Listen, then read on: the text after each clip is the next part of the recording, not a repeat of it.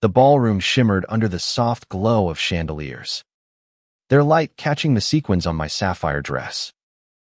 It was my 60th birthday, a milestone I'd anticipated with a quiet pride, believing it would mark the pinnacle of a life built with love and sacrifice.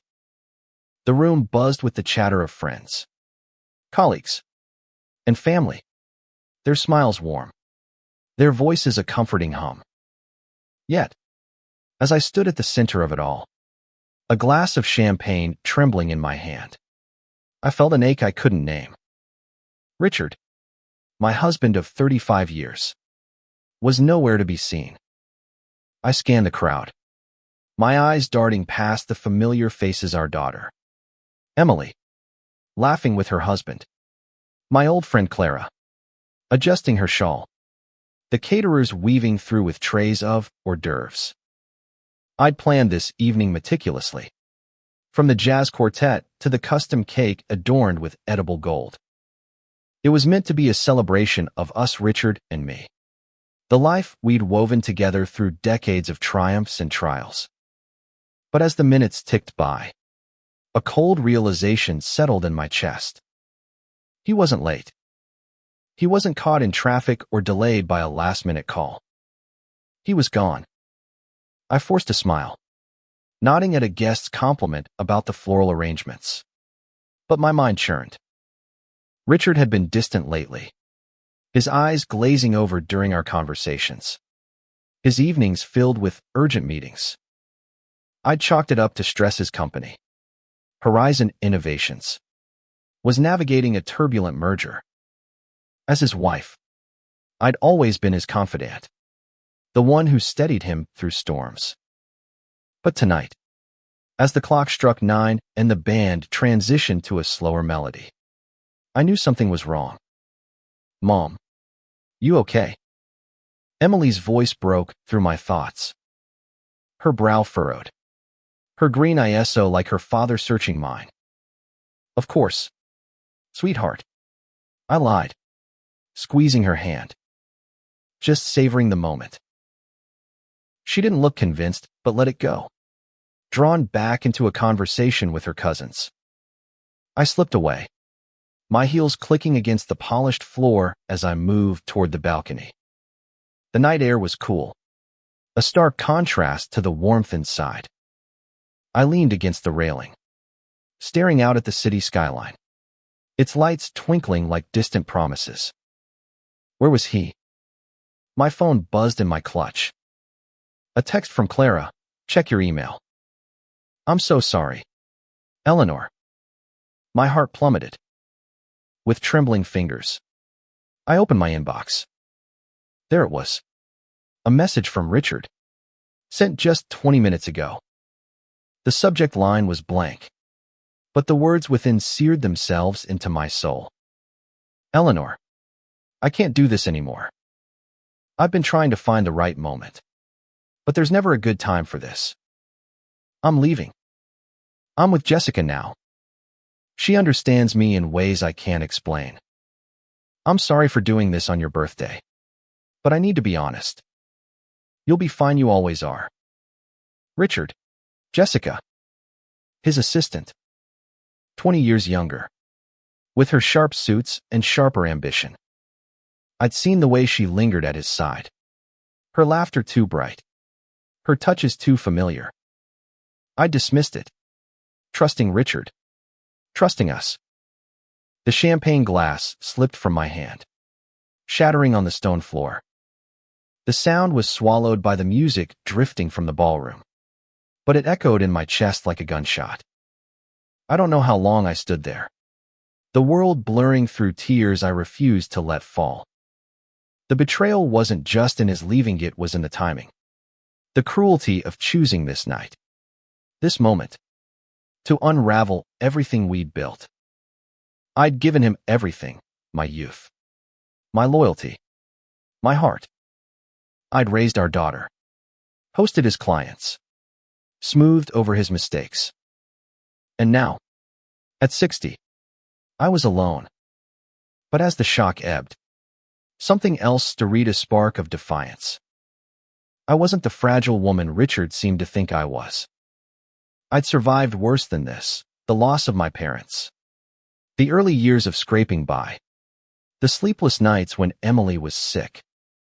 I'd built a life not just for him, but for myself. And I wasn't done yet. I returned to the party, my chin lifted, my smile a carefully crafted mask. I danced with Emily's husband, laughed at Clara's stories, and cut the cake to applause.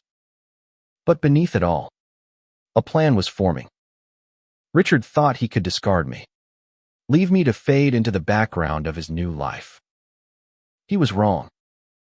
I was Eleanor Vaughn, and I was just getting started. The next morning, I sat at my kitchen table, a cup of coffee cooling beside me. The house felt too quiet, the absence of Richard's presence a gaping wound. But I didn't have time to wallow. I opened my laptop and began researching Horizon Innovations. Richard had always kept me at arm's length from the company, insisting I didn't need to worry my pretty head about business. But I wasn't clueless. I'd listened at dinners, overheard his calls, understood the stakes. Horizon was struggling, its stock had dipped, and the merger was faltering. Richard's leadership was under scrutiny, and Jessica, his brilliant assistant, was being credited with keeping things afloat. I made calls, first to Clara, who had connections on Horizon's board, then to a lawyer I'd met at a charity gala. By noon, I had a meeting scheduled with Margaret Hensley, a board member who'd always admired my poise. "Eleanor, I had no idea Richard was such a fool," she said over lunch, her eyes sharp. "But this could be an opportunity. The board's restless. They want fresh leadership." I leaned forward, my voice steady. "I want in, Margaret. Not as Richard's wife, but as a candidate. I know this company better than most, even if I've been on the sidelines." She raised an eyebrow, but nodded. "You'll need to prove it. The board's not sentimental." "I don't need their sentiment," I said. "I need their respect." Over the next week, I immersed myself in Horizon's world. I studied financial reports, memorized market trends, and reached out to old contacts who'd always underestimated me. I wasn't just Richard's wife anymore, I was Eleanor, a woman with nothing to lose and everything to prove. The spark of defiance grew into a flame, and I felt alive in a way I hadn't in years. The weeks following my birthday were a whirlwind of strategy and reinvention. Each morning, I woke before dawn, the sting of Richard's betrayal fueling my resolve. I pored over Horizon Innovations' annual reports, dissecting profit margins and supply chain issues. I attended industry webinars, my notebook filled with terms like synergistic scalability and market disruption. I wasn't a business school graduate, but I'd always been a quick study. Richard had underestimated me, and that was his first mistake. My lawyer, Susan, became my lifeline. A sharp-witted woman in her 40s. She'd seen her share of corporate battles. "Eleanor, you're walking into a lion's den," she warned during our second meeting. "The board respects Richard, despite his recent indiscretions. You'll need more than charm to sway them." "I don't plan to charm them," I replied, sliding a folder across her desk. Inside were my notes pages of analysis on Horizon's weaknesses, from its outdated marketing to its over-reliance on a single supplier. I planned to show them I'm the better choice. Susan skimmed the pages, her expression shifting from skepticism to intrigue. "You've done your homework. But Richard's still CEO, and Jessica's his shadow. They're pitching the merger as their triumph. Then I'll expose its flaws," I said, "and I'll offer something better." My chance came sooner than expected. Clara arranged a dinner with 2 other board members, Paul and Anita. at a discreet restaurant downtown. I wore a tailored blazer and a steely resolve, my nerves masked by years of hosting Richard's clients.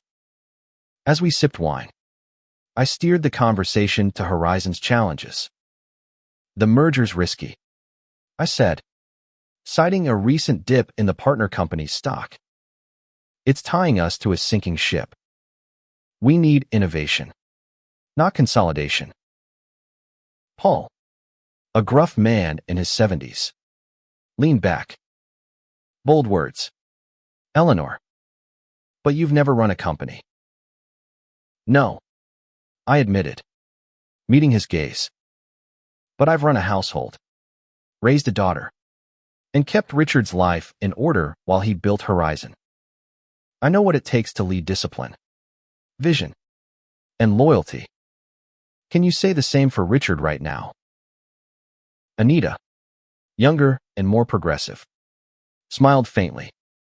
You're not wrong about the merger. It's a mess. But why you? Eleanor. Why now? Because I've spent 35 years supporting Horizon from the shadows. I said, I know it's hard, its people, its potential, and I'm not afraid to fight for it. The dinner ended with cautious nods. Not promises, but it was a start. I spent the next days building my case, meeting with mid-level managers who'd always respected me, gathering intel on Horizon's inner workings. One manager, Tom, confided that Jessica's influence was growing. She was pushing aggressive cost-cutting that threatened employee morale. She's smart, he said, but ruthless. People are scared. Good, I said. Fear means they're ready for change. At home, Emily noticed the shift in me. Mom, you're different, she said one evening, watching me type furiously at my desk. You're fierce. I smiled, brushing a strand of hair from her face. I'm still me, sweetheart. Just a version I forgot existed. The board meeting was set for a month after my birthday. I prepared relentlessly, crafting a presentation that highlighted Horizon's potential under new leadership. I proposed diversifying suppliers, revamping marketing to target younger demographics, and investing in sustainable tech. My vision wasn't just about profit. It was about legacy, about building something that would outlast Richard's betrayal. The night before the meeting, I stood in front of my mirror, practicing my speech. My reflection showed a woman transformed not by makeup or clothes, but by purpose. The silver in my hair, once a reminder of age, now felt like a badge of wisdom. I was 60, but I was far from finished. The boardroom was a sea of stern faces when I arrived, my heels echoing in the silence. Richard sat at the head of the table, Jessica at his side, her eyes narrowing as I entered. I hadn't seen him since the email, and the sight of him, his familiar gray suit, his tired eyes sent a pang through me. But I pushed it down. This wasn't about love anymore. It was about justice. Eleanor, Richard said, his voice clipped. This is unexpected. Is it? I replied, setting my briefcase on the table. I'm here to discuss Horizon's future. I assume you still care about that. The board members exchanged glances. Margaret, my ally, gave me a subtle nod. I launched into my presentation, my voice steady despite the adrenaline coursing through me. I laid out Horizon's weaknesses, backed by data, and unveiled my plan to turn it around. I didn't mention Richard's personal failures that would have been too easy. Instead, I let my competence speak, my vision shining brighter than his excuses. When I finished, the room was silent. Then Paul spoke. That's compelling, Eleanor. But you're asking us to take a leap of faith. No, I said. I'm asking you to bet on someone who's already proven her loyalty to Horizon. Someone who won't abandon it. Richard's jaw tightened, but he said nothing. Jessica whispered something to him, her hand brushing his arm. I ignored her, focusing on the board. They adjourned to deliberate, and I waited in the hallway, my heart pounding. This was my moment not just to win, but to reclaim myself. The hallway outside the boardroom felt like a limbo. The muted hum of voices behind the oak doors both a lifeline and a torment. I paced, my hands clasped to keep them from trembling. Every second stretched into eternity. Each tick of the clock a reminder of what was at stake. I wasn't just fighting for a title. I was fighting for the right to redefine my life. To prove that 60 wasn't the end, but a beginning. The door opened, and Margaret stepped out, her expression unreadable. Eleanor, they're ready for you. I straightened, smoothing my blazer, and walked back into the boardroom. Richard's eyes met mine briefly, a flicker of something guilt, perhaps before he looked away. Jessica sat rigid, her lips a thin line. The board members' faces were a mix of curiosity and skepticism, but Paul's nod gave me a sliver of hope. Anita spoke first. Eleanor, your presentation was impressive. You've clearly done your research, and your vision is bold. But we need to address the elephant in the room. You've never held a corporate position. Why should we trust you to lead Horizon? I'd anticipated this. Because I've spent decades managing the chaos behind the scenes. I said, I've negotiated with vendors, balanced budgets, and kept this company's reputation intact through every crisis Richard faced. Leadership isn't just about titles, it's about results. And I've delivered those, even if my name wasn't on the letterhead. Paul leaned forward. You're asking us to oust Richard. That's a big move. I'm not asking you to oust anyone, I said, my voice calm but firm. I'm asking you to choose the best leader for Horizon. If that's not me, so be it. But look at the numbers. Horizon stock is down 12% this quarter. The merger's faltering. You need someone who can stabilize this company, not someone distracted by personal matters. The room tensed. Richard shifted in his seat, his face reddening. Jessica's hand twitched, as if she wanted to speak but thought better of it. I pressed on. I've outlined a plan to diversify our supply chain, which cuts our risk by 30%. I've proposed a marketing overhaul that targets millennials, a demographic we're losing. And I've already secured a meeting with a sustainable tech firm next week. I'm not here to play games, I am here to save Horizon. Margaret cleared her throat. We've discussed your proposal, Eleanor, and we're intrigued. But we need time to evaluate both candidates. We'll reconvene in a week. It wasn't a victory, but it wasn't a defeat either. I nodded, thanked them, and left the room, my heart still racing. As I stepped into the elevator, Richard caught up to me. Eleanor, what are you doing? He hissed, his voice low. This isn't you. I turned to face him, my eyes steady. You don't get to tell me who I am anymore. Richard, you lost that right when you walked out. He flinched, but I didn't wait for a response. The elevator doors closed, and I leaned against the wall, exhaling. The fight wasn't over, but I'd made them listen. That was enough for now. The next week was a blur of preparation. I met with more employees, listening to their frustrations, low morale, fear of layoffs, distrust in Richard's leadership. I promised transparency and stability, not as a savior, but as someone who understood their stakes. I also reached out to investors, leveraging old connections from charity events. 1. A venture capitalist named Laura was blunt. Eleanor, I like you, but this is a long shot. Richard's got the experience. Then why's the stock tanking? I countered. Experience doesn't mean competence. Give me a chance to prove it.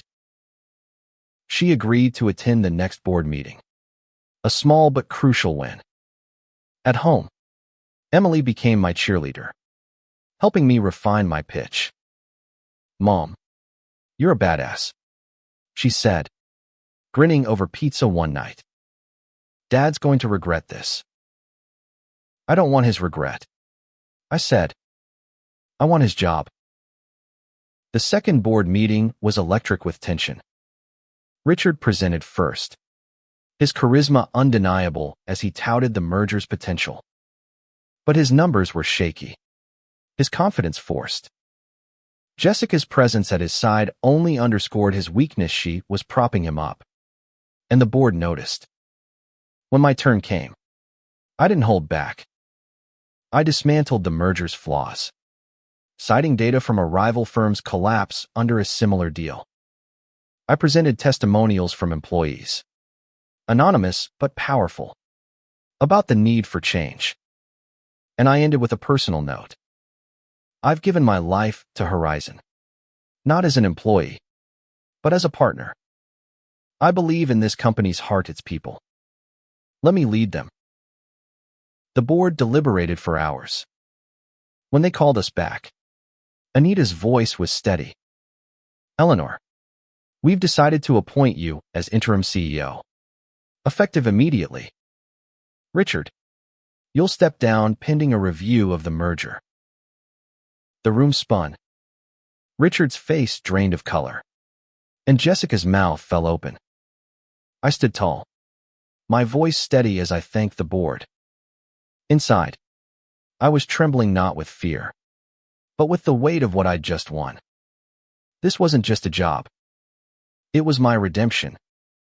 Taking the helm of Horizon Innovations felt like stepping onto a ship in a storm.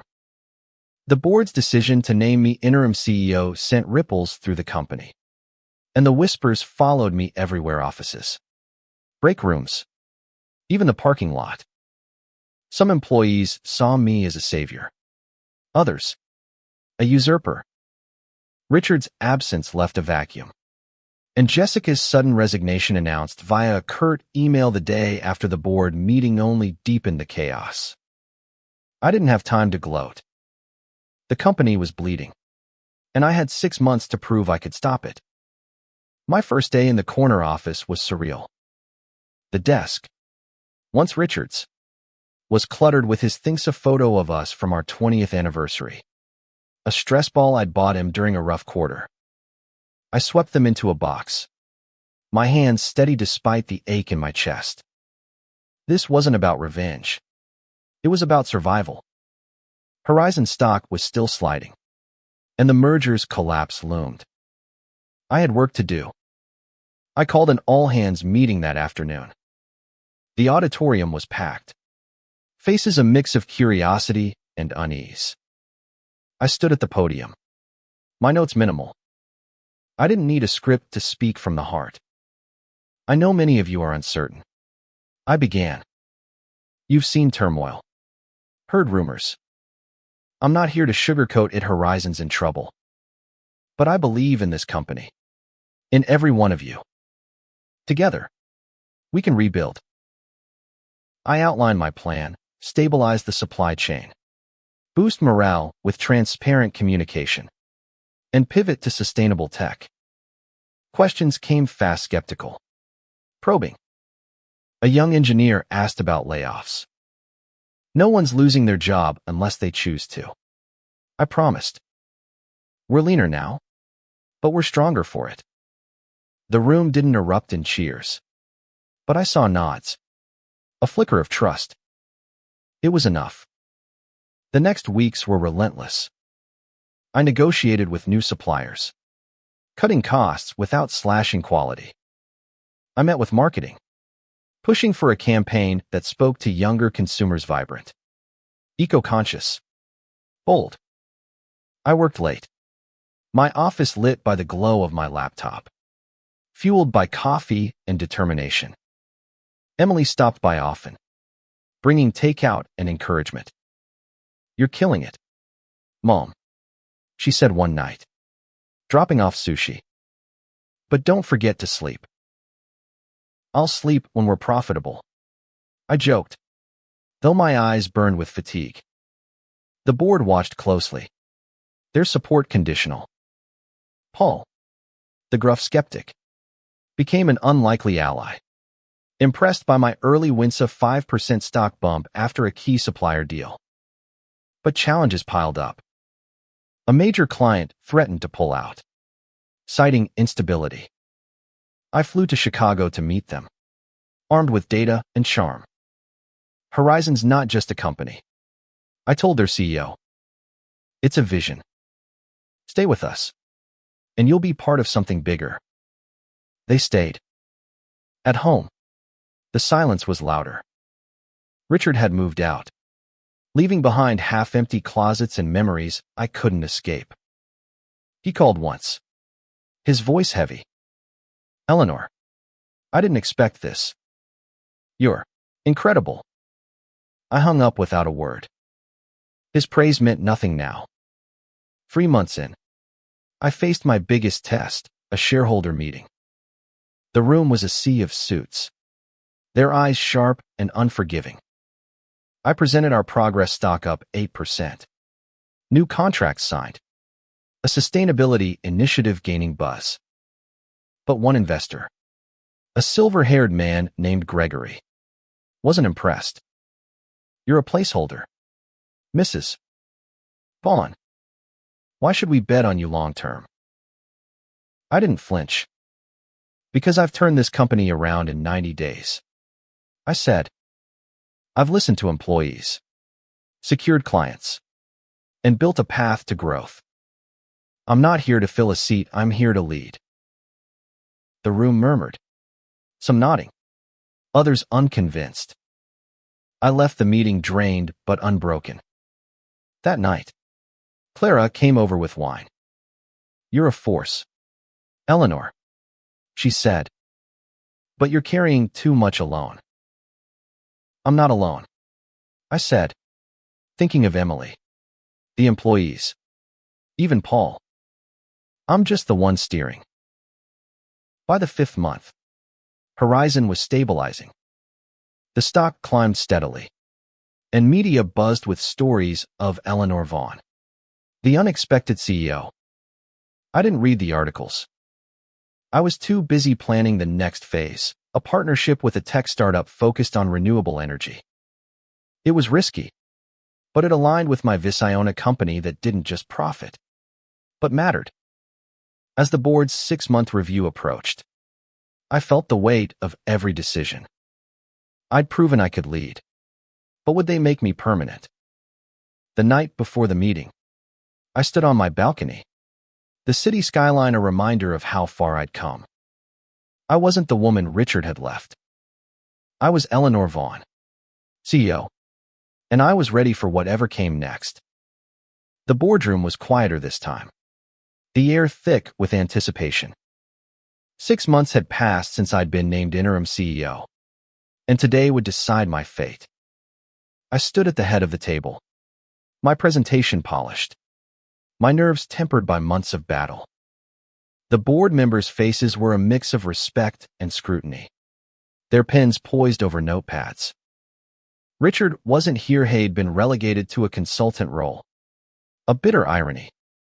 Jessica was gone, her LinkedIn profile now boasting a startup venture. I didn't care. My focus was Horizon. I began with the numbers, stock up 15%. 3 new clients secured. Employee retention at an all-time high. I highlighted the renewable energy partnership, which had just landed a government grant. Horizon isn't just surviving, I said. It's thriving. We're not following trends, we're resetting them. Margaret asked about long-term risks. I was ready. Every move carries risk, I said. But I've built a team that anticipates it. mitigates it, and turns it into opportunity. Our supply chain is diversified. Our marketing is innovative. And our people are motivated. That's not chancy, it's strategy. Paul, once my toughest critic, nodded. You've exceeded expectations. Eleanor. But leadership isn't just about results. It's about vision. Where do you see Horizon in 5 years? I paused, not for doubt, but to let the question settle. In 5 years, Horizon will be a leader in sustainable tech, not just a player. We'll power cities, not just products. We'll inspire our employees, not just employ them. And we'll prove that a company can profit while doing good. The room was silent. Then Anita spoke. You've changed the culture here. Eleanor. That's rare. The deliberation was brief. When they called me back, Margaret stood. Eleanor. The board unanimously votes to appoint you as permanent CEO of Horizon Innovations. Congratulations. I exhaled, the weight of 6 months lifting, replaced by a new kind of pressure responsibility. I thanked them, my voice steady. But inside, I was soaring. I'd done it. Not just for me, but for every woman who'd been underestimated. For every person who'd been left behind. The news spread quickly. Employees cheered in the hallways. And Emily threw her arms around me when I got home. I knew you could do it, Mom, she said, tears in her eyes. I hugged her back, my own eyes dry but my heart full. The next months were a blur of growth. I launched the Renewable Energy Initiative, which drew global attention. I promoted Tom, the loyal manager, to COO, and hired a diverse leadership team, people who shared my vision, not my past. Horizon stock soared, and the media dubbed me the turnaround queen. I didn't care for the title, but I loved what it represented, proof that I was more than Richard's wife. Richard reached out again, this time in person. He appeared at my office unannounced, his face lined with regret. Eleanor, I made a mistake, he said. I didn't see you really see you. Can we talk? I looked at him, the man I'd loved for decades, and felt nothing. Not anger, not pain, just clarity. There's nothing to say. Richard, I said. You made your choice. I made mine. He left without another word, and I turned back to my work. The past was gone, and I was building a future. At home, I started redecorating, painting over the neutral tones Richard loved with bold colors that felt like me. I hosted dinners for friends, laughed louder, lived bigger. I was 61 now, but I felt younger than I had in years. Horizon wasn't just my job. It was my purpose, a testament to what I could do when I stopped living for someone else. One evening, as I reviewed reports on my balcony, Clara called. You're a legend, Eleanor, she said. But what's next? You've conquered Horizon. I smiled, the city lights stretching before me. I'm just getting started, I said. And I meant it. The world was bigger than Horizon, and I was ready to take it a known bold step at a time. A year into my tenure as CEO, Horizon Innovations was unrecognizable not in its core, but in its spirit. The company hummed with energy, its offices alive with collaboration and creativity. The Renewable Energy Partnership had launched successfully, earning us a feature in a major tech magazine. Employees no longer whispered about layoffs. They pitched ideas, stayed late not out of fear but passion. I walked the halls daily, listening, learning, leading. This was my legacy, built not on Richard's foundation, but on mine. The personal toll was real. Late nights blurred into early mornings, and my body protested with aches I ignored. But the exhaustion was worth it. I'd found a purpose that transcended the pain of betrayal, a calling that filled the void Richard left. Emily noticed it too.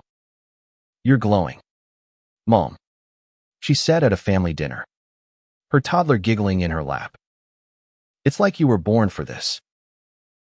Maybe I was, I replied, smiling. But I hadn't been born for it. I'd fought for it, clawed my way from the wreckage of my old life to build something new. The board, once skeptical, now deferred to me. Paul invited me to speak at an industry conference, where I shared Horizon's story, not just the numbers, but the human side, the employees who'd rallied, the communities we'd serve with sustainable tech. The audience gave a standing ovation, and I felt a surge of pride, not for myself, but for what we'd achieved together. Richard faded into the background, a footnote in my story. I heard he'd started a consulting firm with Jessica, but it was struggling. I didn't wish him ill. He didn't think of him much at all. My world was bigger now, filled with board meetings, innovation labs, and dreams of global impact. I mentored young women at Horizon, sharing the lessons I'd learned. Never let anyone define your worth, and never stop fighting for what you believe in. One spring evening, I hosted a gala to celebrate Horizon's first profitable quarter under my leadership. The ballroom was different from the one on my 60th birthday. No chandeliers, no sequin dress, just warm lighting and a crowd of employees, partners, and friends. I wore a simple white suit, my silver hair pulled back, my smile genuine. As I raised a glass to toast the company, I caught my reflection in a window. The woman staring back was fierce, unbroken, alive. "To Horizon," I said, my voice carrying over the crowd. "To resilience, to reinvention, to us." The applause was deafening, but I felt a quiet within me. I'd lost a husband, a life I thought I'd wanted, but I'd gained so much more: a company, a purpose, a self I hadn't known existed. At 61, I wasn't just surviving, I was thriving. The gala ended late, and I lingered, watching the staff clean up. Clara joined me, her eyes twinkling. "You've done the impossible, Eleanor," she said. "What's next?" I looked out at the city, its lights a canvas of possibility. "Everything," I said. "I want everything." And as I stepped into the night, I knew I'd get it. Not because I was lucky, or young, or someone's wife. Because I was Eleanor Vaughn, CEO, and I'd learned that the only limits were the ones I'd once accepted. Never again.